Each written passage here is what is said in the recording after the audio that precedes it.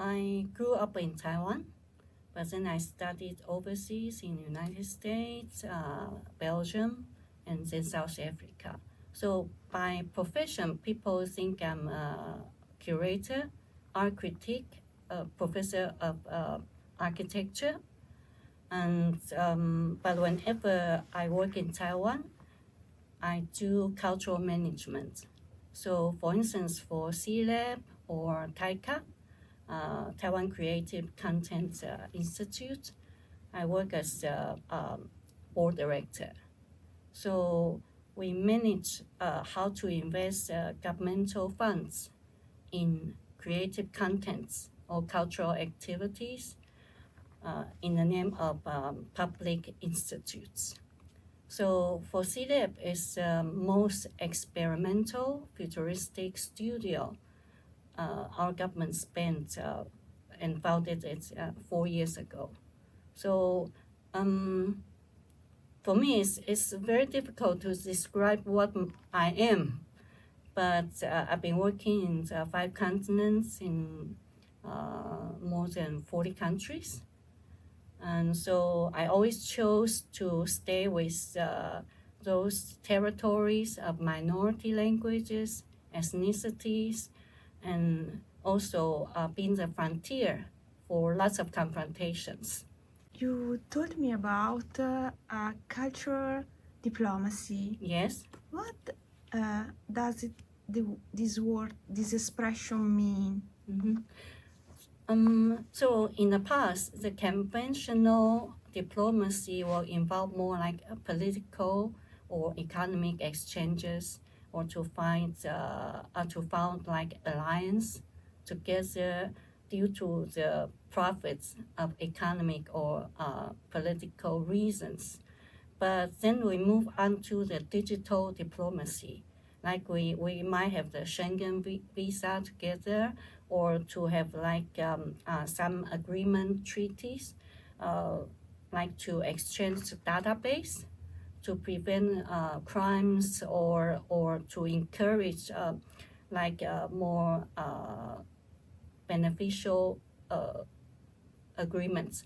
But nowadays we realize since it's a global society, we work together via internet all the time, and then we try to create a coalition of the coalitions.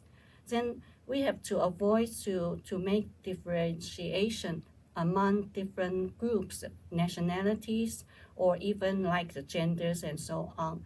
So to focus on the cultural contents, to encourage to create a binding among different like cultural groups, cultural agencies, by ignoring the differences, then it will be the future. So cultural diplomacy will also work much better for a small country like Taiwan. Otherwise, if we stick to the superpowers or standardization of systems, organization like the UN or NATO, then all these minority countries, languages, people or subcultures would be compromised. But cultural diplomacy will encourage the diversities. So I think Taiwan has a great future and a very strong standing point if we focus more on cultural diplomacy. Everyone is afraid in Italy, in Europe, in the democracies in the world about the destiny and the future of Taiwan. What do you think?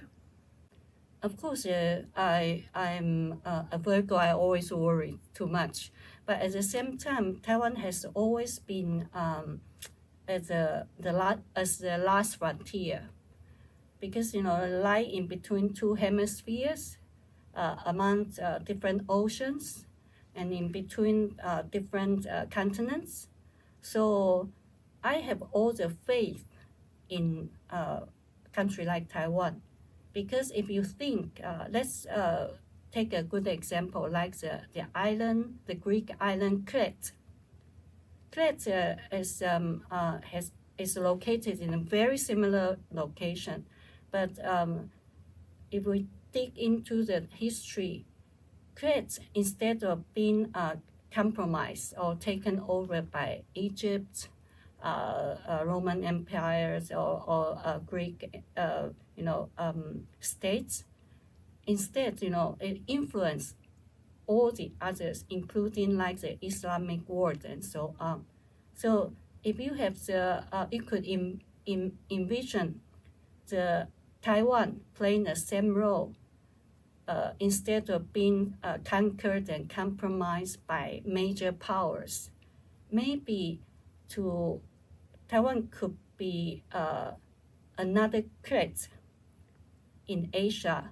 And the other similar island, since I work in Africa before, I would say that it is very similar to Zanzibar.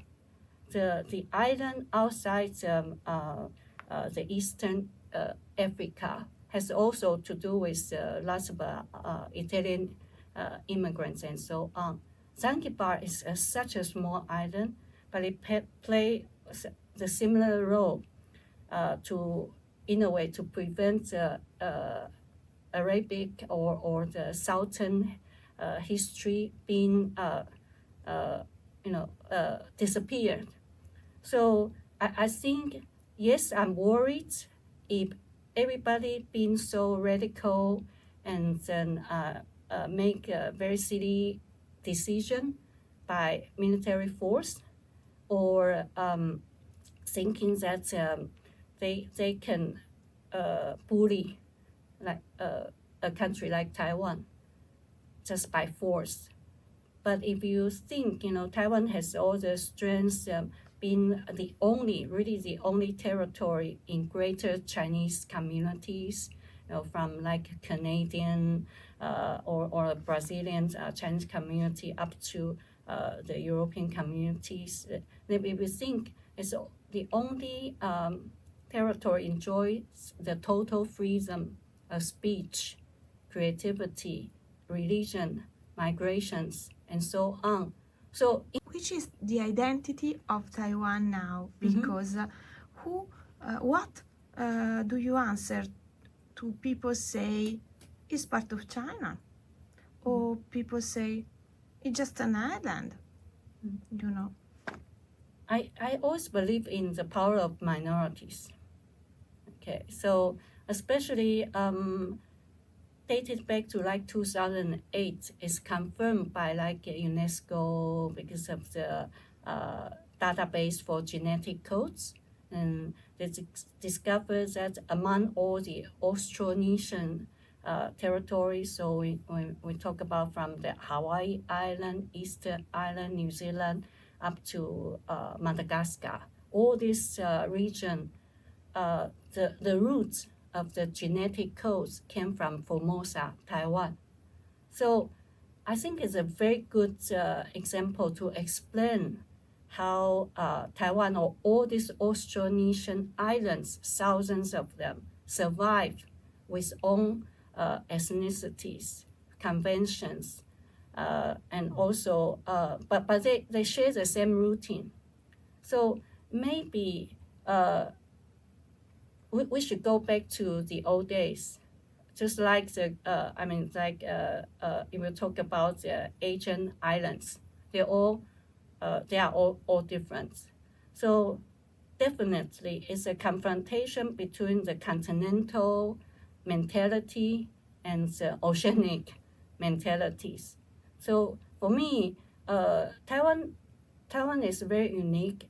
It's not because it's a major island. It's because it really enjoys all the good conventions from the continental tradition.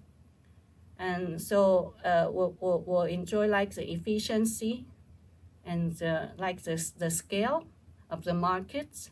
But at the same time, any ethnic group from an island will be very versatile, will be very liberal, because we have to adapt to different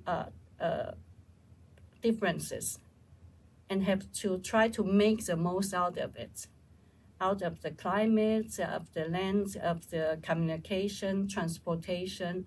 So maybe it's like this. We never really give up on like agricultures, because that's where the binding for land ethics lies.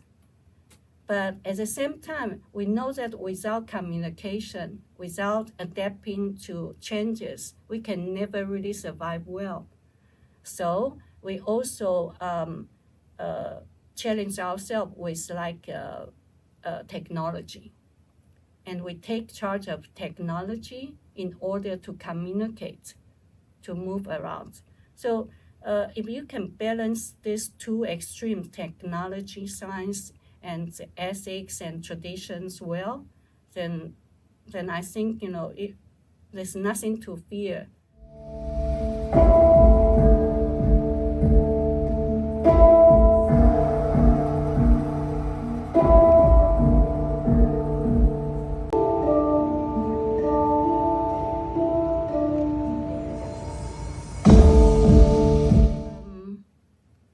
I think we try to create a spectrum. Everybody can find the frequencies and to get enlightened and to communicate. But we have to keep the balance like the pendulum, from one extreme to the others, but we create different rhythm. And also to work with like mainland China, it's just like maybe dancing tango or like playing Tai Chi. Have you worked in China? Yes, because I was in China very early, even before Deng Xiaoping opened it up. I represented different INPO or NGO, mostly to help the museums to get modernized. Because at this time, at the beginning of the 90s, or especially up to maybe 1997, 98, the whole world welcomed China, just like when I was working in Europe at the very beginning. European community was welcoming the Middle and Eastern European countries, just left the USSR. It's in the same atmospheres. So they were so eager to learn, also eager to rejoin the whole the international community. So people knew, even the Chinese government bureaucrats, they knew they had a lot to catch up. So they were not only open and also very modest. But maybe the economic success was booming and too fast. Taiwan identity maybe is a work in progress, is also always in progress, is always in progress, is a melting pot. Mm-hmm. We can use this expression. Yeah, it's ever in progression, it's true. If you think, like Austronesians would be dated back to 40, 50,000 years ago, but it's not the same all the time. So I wouldn't say the Hawaii Island people are the same as from Madagascar or Taiwan. So in the same principle, even some of our ancestors were really from mainland China, dated back to even 2,000 years ago. They kept on moving from the north to south, and then eventually they arrive in Taiwan. But then they also make a move to the other continents, other places. So if, for instance, this year in Tainan, the old capital city, they are celebrating the 400 years of Dutch immigrant to Taiwan. Of course, it's intriguing for me. Why do we celebrate the beginning of being colonized? But if you think, dated back to 1624, VOC, or shall we say the Dutch imperial time was at its peak. It's the most powerful time. And they created the New Amsterdam in the same year. Now it's called New York. Why don't we also respect Taiwan could be evaluated at the same level when Dutch colonial government tried to establish a new territory in Far East. At the time, of course, it's named Formosa. So if we could try to create a bilateral way to, or it's like to remember the history doesn't follow only one line.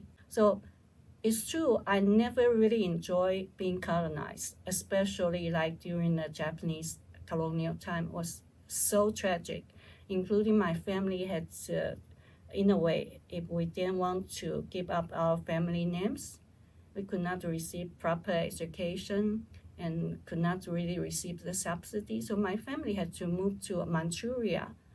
It's simply because it's the most international. Otherwise, you could only change your family name, and you could only be educated in Japanese. There's no choice.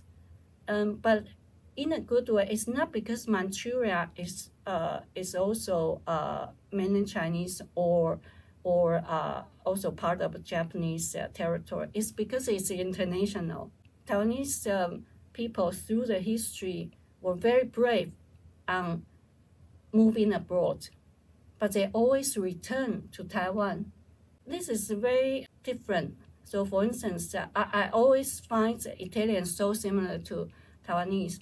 For instance, Lady Gaga, she's the fifth generation of immigrant, but she would still say, I'm Italian. But if you talk to German, Polish immigrants, they were not really that insistent about their rooting. But Taiwanese, even they've been to Brazil, immigrated to Brazil after 5 generations, they will still say, we are Taiwanese.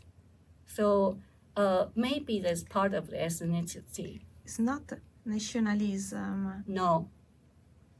Yeah. It's something different. It's totally different. And so for me, it's so touching. When I was working in New Caledonia, I was so surprised, taken by surprise when they received me, and we exchanged gifts made of textile, and so we greet each other's ancestors. So the director of the National Cultural Institute, designed by Renzo Piano, he said to me that he was so emotional because finally he met somebody from the motherland, and it became, and I was in tears. I think Taiwanese people were so obsessed by getting the international recognitions by and especially by super nations, and we tend to forget that actually in terms of ethnicity and also the cultural geography, we are already recognized as a motherland by lots and lots of all these island countries. It's a mistake, to think that only the major countries represented UN or NATO could decide if we are a nation or not. A country should be recognized by its values, but not by its size or so.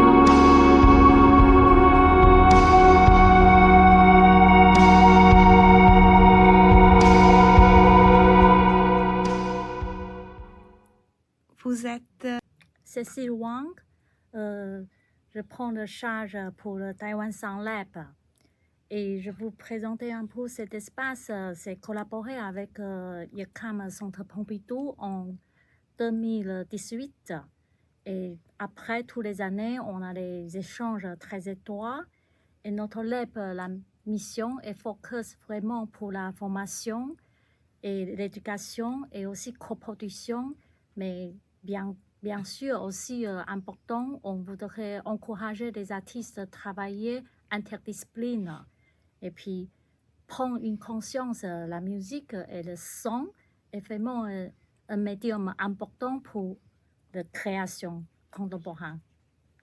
I'm the sound designer from C-Lab, Taiwan Sound Lab. I work with the artists and I design or compose the contemporary music in Taiwan Sound Lab and cooperate any different artists or team to co-work different work. I study before I'm the percussion player, and after I studied the electronics composer in Taiwan.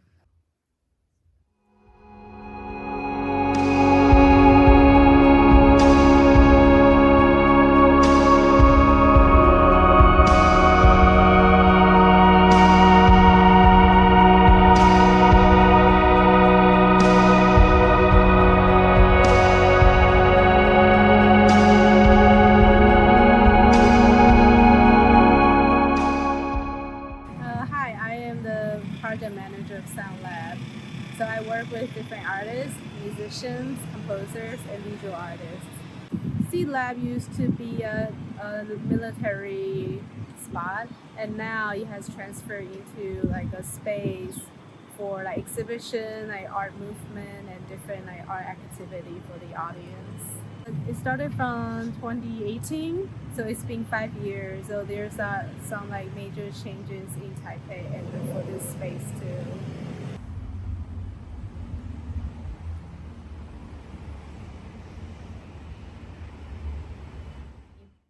Everybody is just like a teacup.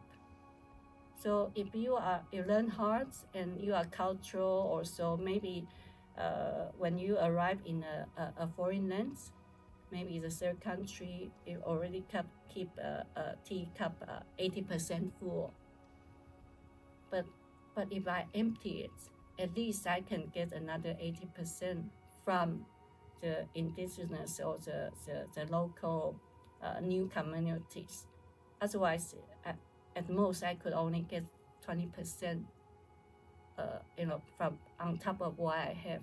So I really think the whole world has to learn from the others, and don't make anybody similar, the same.